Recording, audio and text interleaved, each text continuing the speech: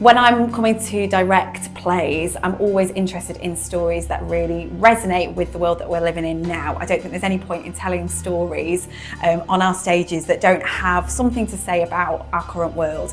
And for me, Animal Farm is such an interesting story because it really explores power, corruption, what happens when people have been oppressed, abused, neglected, and then is it possible for there to be kind of positive change? I'm always interested in this big question at the end of this story, of this play, is it possible for there to ever be a positive change? Because I think these animals, they have this short-lived moment where their world becomes the idyll that they've always dreamed of, but then they fall back into these cycles of power and oppression and corruption. So that's something that I'm really interested in. I think also for me, the theme of inequality is really massive in this story.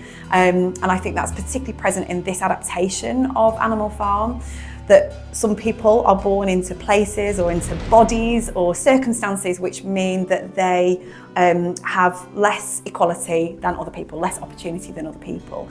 And I love that this story explores that, because that's something I think we all as humans grapple with every day. And I think Orwell really explores that brilliantly in his novel, but also Tatty does that brilliantly in her adaptation of the play. I think right now in 2025 we are grappling with so many challenging things in our world, whether that's to do with the climate crisis, whether that's war and genocide that's taking place across the globe. We've had so many elections recently here in other countries. We've got examples of really destructive leadership happening right across the world.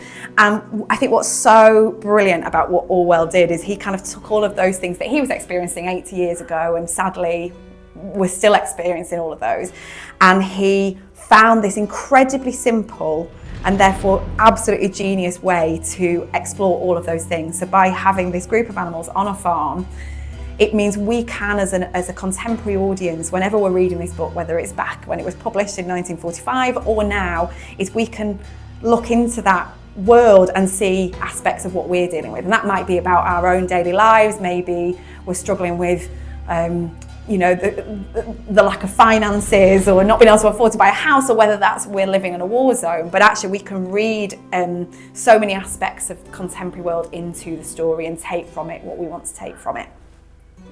My favourite character in the play has to be Clover, who is the horse. She's the mare. And in Orwell's original, she's present, but she's not quite as present a character as she is in our version of the play. And I think what's brilliant about what Tatty's done is she's created Clover as this kind of like every person, every woman who we as an audience see the story through.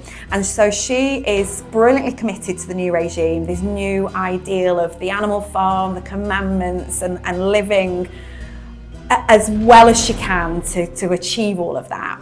And what she starts to realise over the course of the story is that actually she's been part of the problem in kind of committing so wholeheartedly to this new way of living. She hasn't noticed the inequalities, the structural changes, the kind of insidiousness of what happens in the farm.